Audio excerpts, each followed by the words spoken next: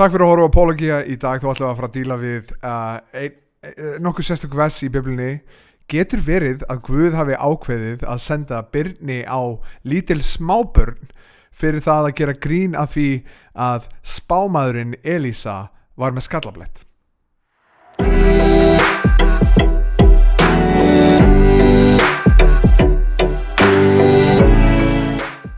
Velkomin aftur í Apologia. Mér langar í fyrsta lagi að segja afsakið hvað er langt síðan við gerum senasta þátt. Það er búið að vera nóg að gera hjá mér í bara lífinu sjálfu.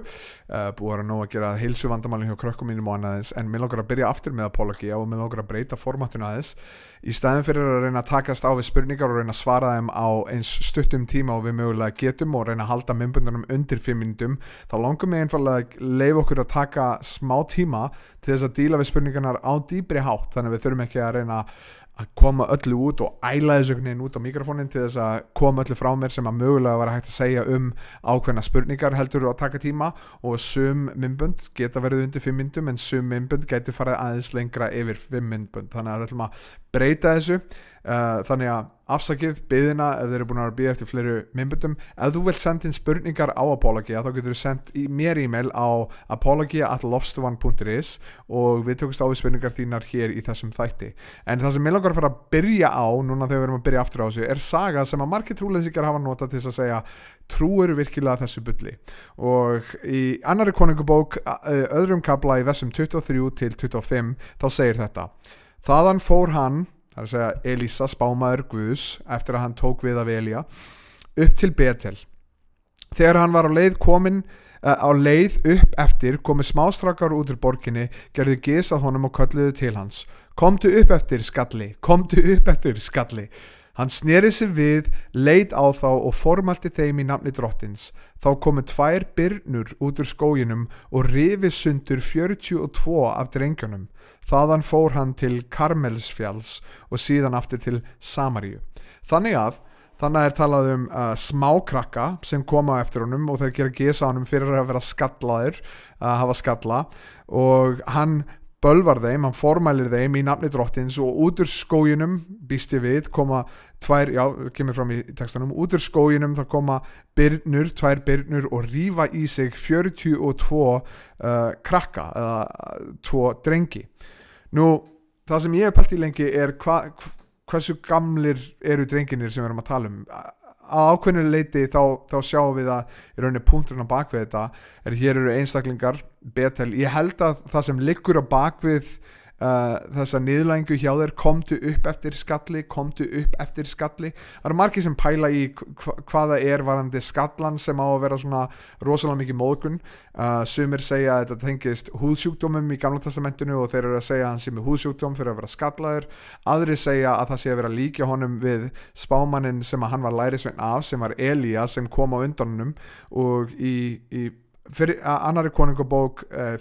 kafla í versi 8 ef ég man rétt, þá kemur fram að Elía var þekktur fyrir það að vera í húð, í skinnum sem var með húð utan á sér, eða var með mikið af hárum á sér.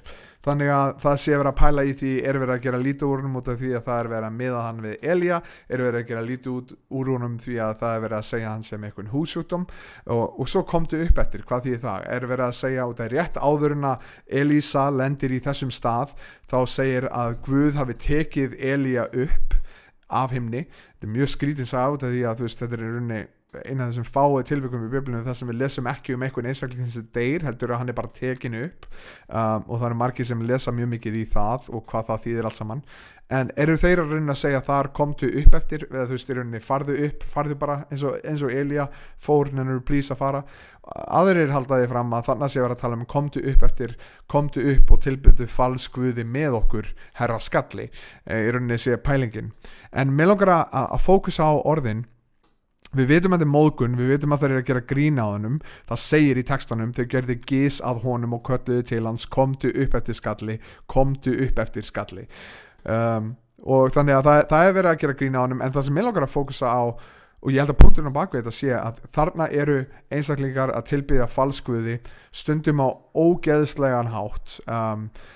Þú horfir á þá það þjóðir sem voru að tilbiðja falsguði í kringum Ísrael á þeim tímum þar sem að Ísrael var til staðar, og þá sérðu hvernig tilbeiðslan átt sér stað fór stundum hrikalega fram. Það var stundum til dæmis Mólek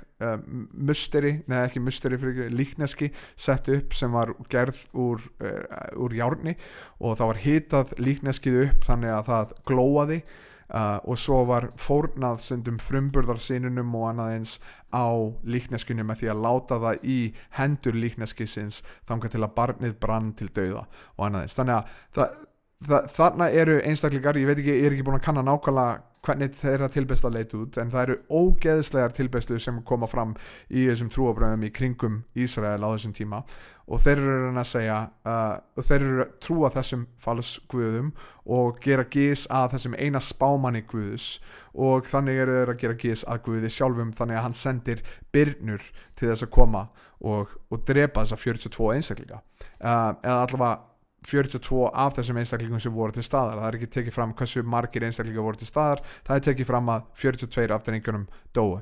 Þannig að spurningin fyrir mig var sérstaklega þegar ég lest á íslensku og það er talað um að þeir komu upp smástrákar. Ég er að hugsa, er þetta 3 ára börn, er þetta 4 ára börn, eða hvað erum við að tala um nákvæmlega hér? Þannig ég fór að skoða hebruskuna. Ef þú veist ekki að því, þá er Gamla testamentið að mestu leyti til skrifað á hebrusku. Það er eitthvað arameísku þar inni, og svo er Nýja testamentið skrifað á grísku. Þannig ég fór að skoða þessi hebrusku orð til að lýsa smástrákum, og þá sé ég að orðin sem eru notuð eru 2. Það er na'ar katan til að lýsa smástrákunum. Og ég byrjaði að skoða það sem ég veit ekki. Ég er engin sérfræðingur í tungumálum, ég er engin sérfræðingur í grísku eða hebresku, og ég ætla ekki að þykjast vita hvernig á að þýða þetta sérstaka orð. Þannig að það sem ég reyna að eigna mér, út af því ég kann ekki að þýða þessu orð, er að horfa hvar þessu orð koma annars staðar í Biblíunni og sjá hvernig þau eru þýdd á þeim stöðum. Þannig ég er með rosalega flott kerfi í iPadnum mínum sem heitir Logos, sem kostar svolítið pening, en þú getur gert það frítt, til dæmis ef þú ferð inn á blueletterbible.com, og þá getur þú fundir hebresku og grísku og arameísku orðin sem eru notuð, og þú getur séð hvernig þau borið þau fram, hvar er notað þau á öðrum stöðum, hvernig þau eru þýdd þar. Þannig að ég byrjaði að leitast eftir, ég fór inn í Logos, ég byrjaði að horfa á þessi sérstöku orð sem eru tekin fram, na'ar katan, til þess að sjá hvernig þau eru þýdd á öðrum stöðum í Biblíunni, til þess að fá betri hugmyndum, hvað eru að tala um sérstaklega unga drengi, hvað eru þessi smástrákar gamlir. Og ég byrjaði að horfa á til dæmis í 1. Mósebók 37, 37. kafla í öðru versi, þá talaði Jósef sem na'ar þegar hann var 17 ára gamall. Salomon, þegar hann tekur við sem konungur yfir Ísrael, þá talar hann sig sem na'ar katan. Það hann fullorðinn og er orðinn konungur yfir Ísrael. Í 1. Samúelsbók 16 og 17 er talað Davíð konung sem Katan, þar sem að hann var yngstur bræðra sinna. Þannig að við erum ekki að tala hér 3-4 ára dreng sem er að fara að berjast við Góliat. Hann er Katan því að hann er yngstur af bræðrum sínum. Katan er notað fyrir Jakob. Það er talað hann sem yngri soninn, það er að segja meða við Esau í 1. Mósebók 27. Ég held að sé í næsta kafla í 1. Mósebók 28, þá er talað nota orðið Katan til að segja að Rakel sé yngri systir Leu. Þannig að það þarf ekki endilega að vera að tala að þetta sé sérstaklega ungkona, því að Rakel, hún er langar að giftast Rakel, hún er greinilega fullorðin kona. Svo er það annað, það er Hadad Edomítinn sem að flýr til Egyptalands. Þetta kemur fram í 1. konungabók 11:17. Hann gerir sérst óvinur Salomons, og þessi einstaklingur sem er Edomíti, Hadad, hann flýr til Egyptalands. Hann tekur þjóna föður síns og leiðir þá til Egyptalands, og það er talað hann sem þessi, og nota bæði orðin til þess að lýsa honum, sem er na'ar katan. Og þannig er hann greinilega nógu gamall til þess að taka þjónaföðu síns með sér og leiða þá til annars lands. Hann fer fyrir fram Faró, honum vegna vel fyrir fram á Faró, hann fær land á Faró og annað eins. Hann fær með þess að giftast systir konu Faró, og það er talað hann sem na'ar katan, en hann er greinilega ekki 5 ára drengur sem að leiða för til Egyptalands og svo að fara að gifta sig og annað eins. Þannig að mín niðurstaða þegar ég horfi á hvernig orðin eru notið í Biblíunni, þá giska ég á að það sem verið að tala í þessum texta ekki 3, 4, 5 ára börn, heldur þetta að vera að tala unga karlmenn. Það að segja, ég held, mín kenningu svo, að hér sé að vera að tala unga karlmenn sem eru ógiftir og eru ekki orðnir höfuð yfir sínum eigin heimilum.